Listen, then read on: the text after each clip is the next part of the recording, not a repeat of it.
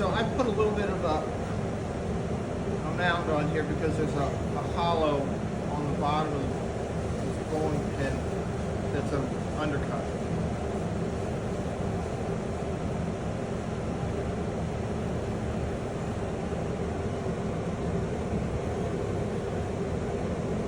And then I'm going to secure this. Maybe I should do it on some.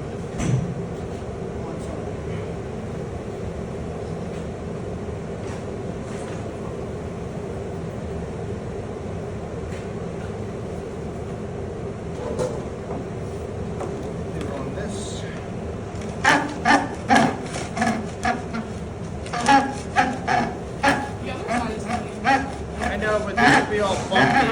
I am going to flip it, but I don't want it to be all rocky.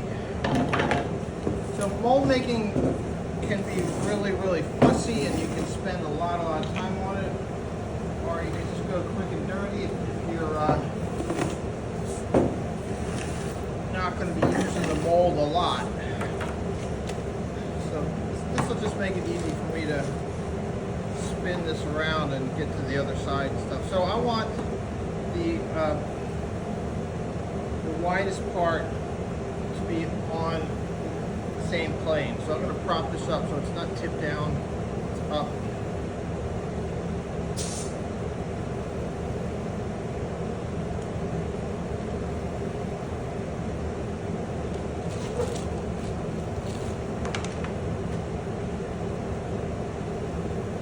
I can put it too high and then squish it down to where I think it's level.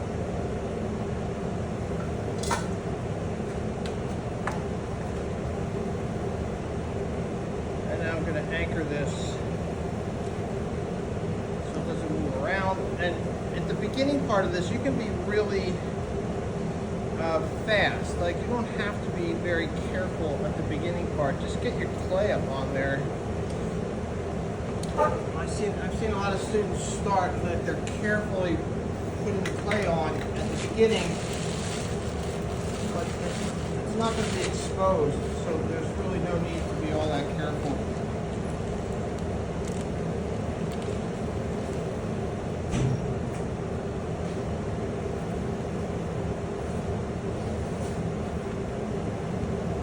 The clay that you use for this can't be used for making stuff later. There should be a barrel in here full of clay that's already been used for plaster making. Maybe it is somewhere. But remember, you can't use this clay once you use it for this.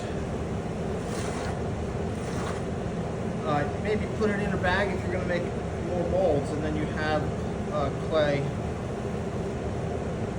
to make molds from.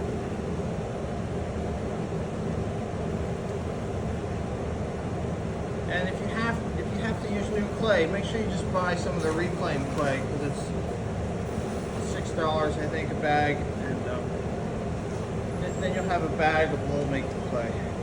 So you can see I'm putting on big chunks here, and this is handy that it's on a board.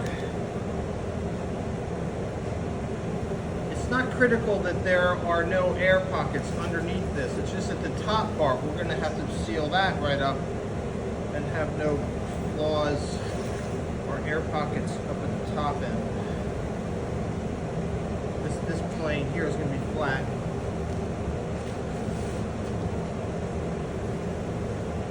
And I'm going to make this wide enough so that I'll be able to reach my hand down inside the cottle boards. So I'd say about at least 1.5 inches, maybe. Depends on your hand. I need that much to clean up, because you're going to get a tool in there maybe also. So that size is the same no matter what the size of this is, the thing that you're making mold of. You want to have enough room to get your hand in there. So if you're doing something tiny, you still need room to fit your hand inside the cottle boards.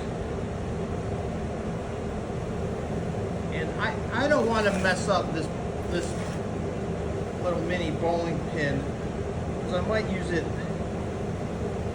in a sculpture, you know, as sort of a found object situation. But if I'm making a mold of something like this, I'd take a Sharpie marker and make a line where the equator is, the widest part. So right now I'm going to have to kind of trust my eye to see where the widest part is.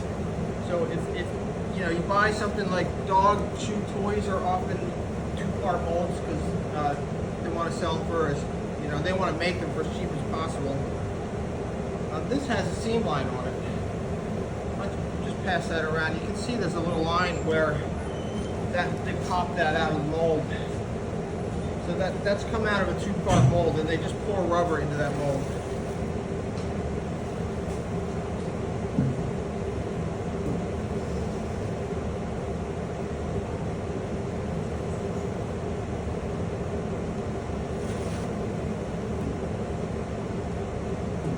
Aren't those neat? They're like giant super balls.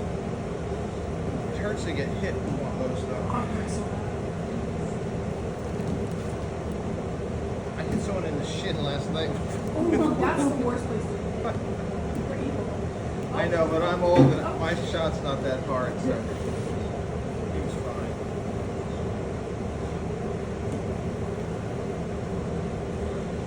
So I'm working fast because I don't want this movie to be too long, and I don't want you guys to have to watch me do this for too long.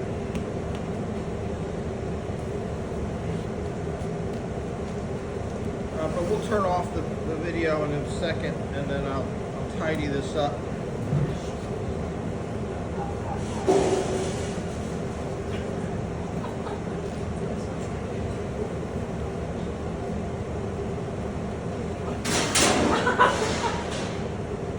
Make sure you put enough clay on the corners, because it becomes a pain in the neck when you're putting the cottle boards on there if the corners are rounded.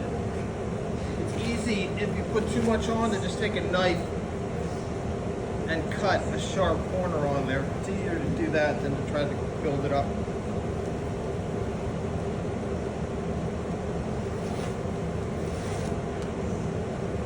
So now I'm going to go more carefully, and I make an edge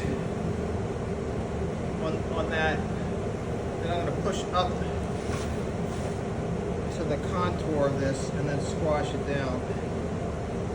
So I'm pushing that sharp edge, or sort of sharp edge, and then I'm swishing this down to the level I want it.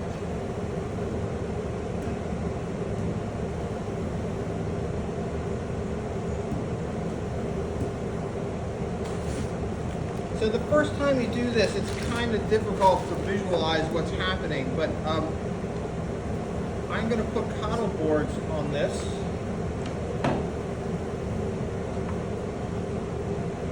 Actually, I can go short this one here. So I'm going to put the cottle boards up on this, and then I'm going to pour plaster on that. So we'll have plaster.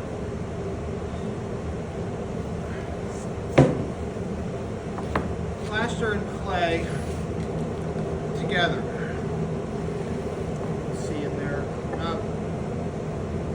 Then I take these off, and what I'm left with is plaster on top and clay on the bottom. And then I'm going to flip this over so that I'll have plaster on the bottom and clay on top, and I'll peel the clay off. And after I peel the clay off, the bottom part will be all plaster, and then I have to put the mold release on the plaster.